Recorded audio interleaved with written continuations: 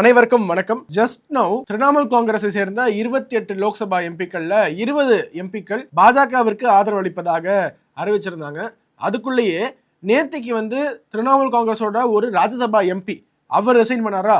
இன்னைக்கு பாத்தீங்கன்னா நான் நேத்திக்கு சொன்னது மாதிரியே இன்னொரு திரிணாமுல் காங்கிரஸ் எம்பியும் ரிசைன் பண்ண போறாங்க அப்படின்னு சொல்லிட்டு இருந்தேன். திரிணாமுல் காங்கிரஸை சேர்ந்த சுஷ்மிதா தேவ் என்பவரும் தங்களுடைய ராஜ்யசபா பதவியை ராஜினாமா செஞ்சிருக்காங்க. இதுக்கு முன்னாடி Trinamool Congress MP Rajya Sabha MP resign பண்ணும்போது அவர் என்ன சொன்னார்னா, திரிணாமுல் காங்கிரஸ் ஆட்சி காலத்துல பெண்களுக்கு எதிராக கொடுமை நடந்தது, திரிணாமுல் காங்கிரஸ் ஆட்சி காலத்துல ஊழல் தலைவிரித்து ஆடியது, அதனால நான் ரிசைன் பண்றேன் அப்படின்னு ஏதோ சொன்னார். ஏன்னா அவர் திரிணாமுல் காங்கிரஸ் தான், இதெல்லாம் ஆட்சியில் இருக்கும்போது தெரியல அப்படிங்கிற கேள்வி எழுந்தாலுமே ஆனா இவங்க இன்னைக்கு ரிசைன் பண்ணவங்க ஒரு ரீசனுமே சொல்ல. அவங்க சொன்னது பாருங்க, ஐ convey my sincere gratitude to your excellency honourable deputy chairman and all functionaries of Rajya Sabha Secretariat extending all help and cooperation during my tenure as member of Rajya Sabha அப்படின்னு சொல்லிட்டு I do hereby resign from Rajya Sabha. அவ்வளவுதான், முடிச்சிட்டாங்க. So இப்போ 2 காலி இடங்களுக்கான இடைத்தேர்தல், ராஜ்யசபாவுக்கான இடைத்தேர்தல் மேற்கு வங்காளத்திலிருந்து நடக்க போகுது. அதுல மீண்டும் பாஜக உறுப்பினர்கள் தேர்ந்தெடுக்கப்பட போறாங்க, மாற்று கருத்தே இல்லை. ஸோ கொஞ்சம் கொஞ்சமாக ராஜ்யசபாவில் 2/3 மெஜாரிட்டி என்ற அந்த மார்க்கை நோக்கி போய்கிட்டே இருக்காங்க. லோக்சபாவில் மட்டும்தான் கொஞ்சம் ஷார்ட்டாக இருக்காங்க 2/3 மெஜாரிட்டிக்கு பில்ஸ் பாஸ் பண்றதுக்கு. ஆயுர்வேதம் ஒரு பொக்கிஷம், நம் ஆயுள் நீட்டக்கும் அற்புதம். டாக்டர் ஸ்ரீவர்மாஸ். யார் இந்த சுஷ்மிதா தேவ் அப்படின்னு பாத்தீங்கன்னா, முன்னாடி காங்கிரஸ் கட்சியில இருந்தாங்க. காங்கிரஸ் கட்சியினுடைய தேசிய செய்தி தொடர்பாளர், நேஷனல் ஸ்போக்ஸ் பர்சனா கூட இருந்தாங்க. 2014 காங்கிரஸ் சார்பாக பாராளுமன்ற உறுப்பினராக தேர்ந்தெடுக்கப்படுறாங்க. வெறும் 44 உறுப்பினர்கள் தான் தேர்ந்தெடுக்கப்பட்டாங்க. அதுல ஒருத்தவங்க இவங்க. 2019 தேர்தலில் தோக்குறாங்க. 2021 திரிணாமுல் காங்கிரஸ்ல சேர்றாங்க. திரிணாமுல் காங்கிரஸ் கோட்டாவில இருந்து ராஜ்யசபாவுக்கு தேர்ந்தெடுக்கப்படுறாங்க. இப்போ ரிசைன் பண்ணிருக்காங்க, பாஜகவில் இணைய போறாங்க என்ற செய்திகள் வருது. அஸ்ஸாம் முதல்வர் திரு ஹிமந்தா பிஸ்வா சர்மா அவர்களை போய் சந்திச்சிருக்காங்க.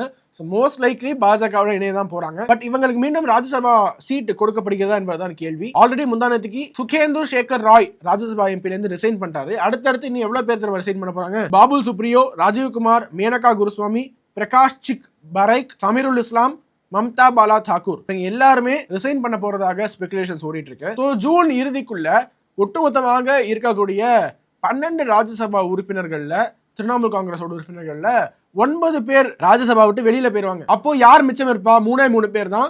சகாரிகா கோஷ், டெரெக் ஓப்ரைன், டோலா சென், இவங்க 3 பேர் மட்டும் தான் மம்தா பானர்ஜியோட இருக்க போறாங்க. ராஜ்யசபாவில் கொஞ்சம் கொஞ்சமாக பாஜகவோட ரூட் கிளியர் ஆயிட்டு இருக்கு. 2/3 மெஜாரிட்டிக்கு வந்துகிட்டு இருக்காங்க. என்டிஏ பாஜகவுக்கு மட்டுமே மெஜாரிட்டி கிடைக்கிற அளவுக்கு தான் போயிட்டு இருக்கு. ஆனா 2/3 வேணா என்டிஏவோட சப்போர்ட், இன்னும் அவுட் சைட் பார்ட்டிஸ் ஒரு சில பேரோட சப்போர்ட் வேணும். அது கிடைச்சிடும் என்று நம்புறாங்க.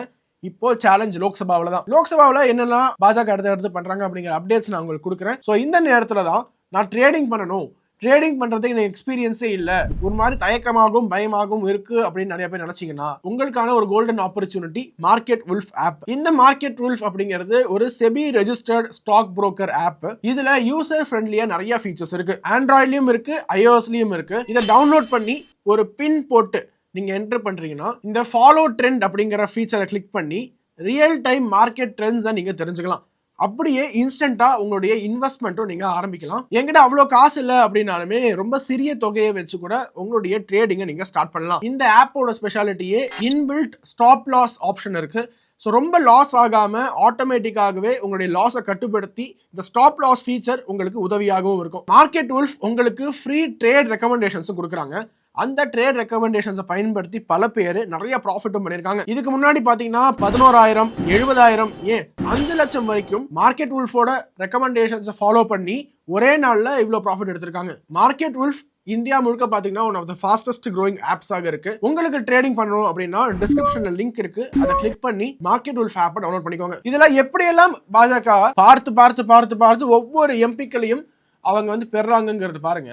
நேற்றுக்கு மிகப்பெரிய சர்ச்சை நாடு முழுக்க என்னன்னா, மத்திய பிரதேஷ்ல 3 ராஜ்யசபா உறுப்பினர்களுக்கான காலி இடம் இருந்தது. 3 பேர் ஃபில் பண்ணணும் அந்த இடத்த. ஆக்சுவலி மத்திய பிரதேஷோட நம்பர்ஸ் பாத்தீங்கன்னா எப்படி இருக்குன்னா, 2 பாஜக உறுப்பினர்களும் 1 காங்கிரஸ் உறுப்பினரும் தான் தேர்ந்தெடுக்கப்படுற மாதிரி இருக்கு.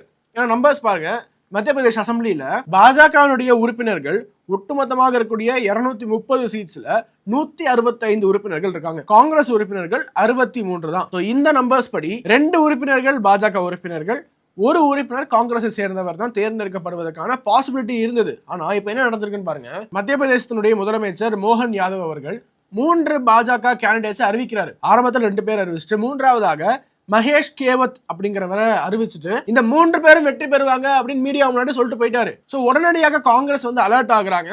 கிராஸ் ஓட்டிங், அதாவது எந்த ஒரு காங்கிரஸ் எம்எல்ஏவும் கிராஸ் ஓட்டிங் பண்ணி பாஜக எம்பி ராஜ்யசபா எம்பியா தேர்ந்தெடுக்க கூடாது என்பதற்காக காங்கிரஸ் எம்எல்ஏக்களை அப்படியே கர்நாடகாவில் இருக்கக்கூடிய ஒரு ரெசார்ட்டுக்கு ஷிஃப்ட் பண்றாங்க. ஆனா நேத்திக்கு பாருங்க, காங்கிரஸ் சார்பாக வேட்புமனு அளித்த மீனாட்சி நட்ராஜன் அப்படின்னு பேர், அவங்க பேரு, அவங்க தான் காங்கிரஸ் சார்பாக மத்திய பிரதேசத்துல இருந்து நாமினேஷன் தாக்கல் பண்ண காங்கிரஸ் வேட்பாளர் ராஜ்யசபாவுக்கு. அவங்க அந்த வேட்புமனு கொடுக்குறாங்க இல்லையா, அந்த வேட்புமனுவில் ஒரு சிவில் கேஸ் பத்தி மென்ஷன் பண்ணல என்ற ஒரு விமர்சனத்தை, ஒரு குற்றச்சாட்டை பாஜக முன்வைக்கிறாங்க. இதை எடுத்து அவங்க அஃபிடவிட்ல சிவில் கேஸை மென்ஷன் பண்ணாததை சுட்டிக்காட்டி எலெக்ஷன் கமிஷன் இவங்களோட நாமினேஷனை ரிஜெக்ட் பண்றாங்க. இது நடந்தது நேற்றுக்கு 9th ஜூன். சோ ஒரு அஃபிடவிட் கூட எப்படி தாக்கல் பண்ண வேண்டும் என்று தெரியாதா என்ற காங்கிரஸை நோக்கி விமர்சனத்தை பாஜகவும், எதிர்கட்சிகள்லாம் வந்து பாஜக எலெக்ஷன் கமிஷனை விலக்கி வாங்கிருச்சு, இதெல்லாம் ஒத்துக்கவே முடியாது என்று காங்கிரஸ் தரப்பும் நேற்றுக்கு ஃபுல்லா இந்த வார்த்தை போர் சமூக வலைதளங்கள்ல போயிட்டு இருந்திருக்கு. பட் எது எப்படியோ ரிஜெக்ட் பண்ணிட்டாங்க.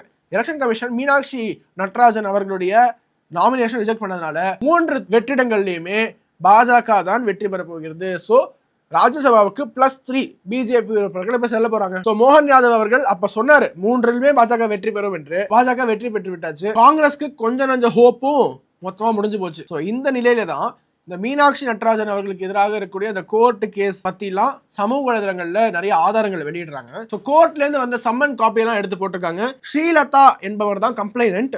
இந்த ரெஸ்பாண்டன்ட் பாத்தீங்கன்னா மீனாட்சி நட்ராஜன். அதாவது இந்த பெட்டிஷன் மீனாட்சி நட்ராஜன் அவர்களுக்கு எதிராக என்ன இருக்குன்னு பாத்தீங்கன்னா 223 BNSS 17th September 2025 அப்பியர் ஆகணும் அப்படிங்கிற இந்த காப்பி இப்போ சமூக வலைதளங்கள்ல வைரலா பரவுது. இதை எடுத்து போட்டு என்ன கேள்வி எழுப்புறாங்கன்னா, மீனாட்சி நட்ராஜன் அவர்களுக்கு இந்த வழக்கு பத்தியான விவரம் முன்னாடியே தெரிந்திருந்தாலும் அதை அவங்களோட அஃபிடவிட்ல மென்ஷன் பண்ணாதது ஏன்? Point number 1. ரெண்டாவது, இத ரிட்டர்னிங் ஆபீசர் சுட்டிக்காட்டி டைம் கொடுக்குறாங்க ரெக்டிஃபை பண்றதுக்கு. டைம் கொடுக்கப்பட்டும் ரெக்டிஃபை பண்ணப்படாதது ஏன்? மூன்றாவது, காங்கிரஸ்குள்ளேயே உள்ளுக்குள்ளேயே ஏதாவது ஒரு சாபோட்டேஜ் நடந்திருக்கா, உள்ளடி வேலை நடந்திருக்கா, அதான் நீங்க தான் பாத்துக்கணும். தேர்தல் கமிஷன் பாஜக இதெல்லாம் ஒண்ணும் பண்ண முடியாது என்று பாஜக தரப்புல டிஃபெண்ட் பண்றாங்க. இன்னைக்கு பாரத பிரதமர் நரேந்திர மோடி அவர்கள் நேருவோட ரெக்கார்டை பீட் பண்ணி இந்தியாவோட லாங்கஸ்ட் சர்விங் எலெக்டட் பிரைம் மினிஸ்டராக ஆகியிருக்காரு. அவர்களுடைய வாழ்த்துக்களை மீண்டும் சொல்லிக்கலாம். நம்மளுடைய சேனல்லே பாத்தீங்கன்னா பாரத பிரதமர் நரேந்திர மோடி அவர்கள் பத்தி, அவர் இந்த 12 வருஷத்துல செய்த சாதனைகள் பத்தி வீடியோஸ் நிறைய போட்டிருக்கோம். இன்னைக்கு போட்ட வீடியோவோட லிங்க் டிஸ்கிரிப்ஷன்ல தரேன், கண்டிப்பா பாருங்க. அதனால இன்னைக்கு மோடி அவர்களுக்கு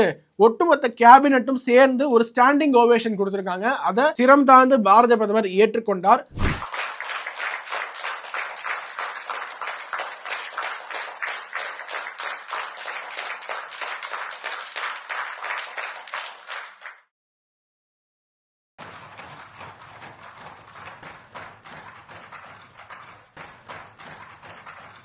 உலகம் முழுக்க இருக்கக்கூடிய பல தலைவர்கள், ஸ்ரீலங்கன் பிரசிடென்ட் அனுரகுமார திசநாயக்கே அவர்லாம் பாரத பிரதமரை பாராட்டி பெரிய ஆர்டிகல் எழுதியிருக்காரு. இன்னும் உலகத்துல பல தலைவர்கள் மோடிக்கு வாழ்த்து சொல்லிய வண்ணம் இருக்காங்க. உலகம் முழுக்க இப்போ மோடி மோடி மோடி என்று எல்லா தலைவர்களுமே மோடியுடைய பெயர் தான் உச்சரிச்சுக்கிட்டு இருக்காங்க. சோ மோடி அவர்களுடைய சாதனைகள் எவ்வளவோ இருக்கு, அதை பத்தி நம்ம ஆல்ரெடி பார்த்தோம்.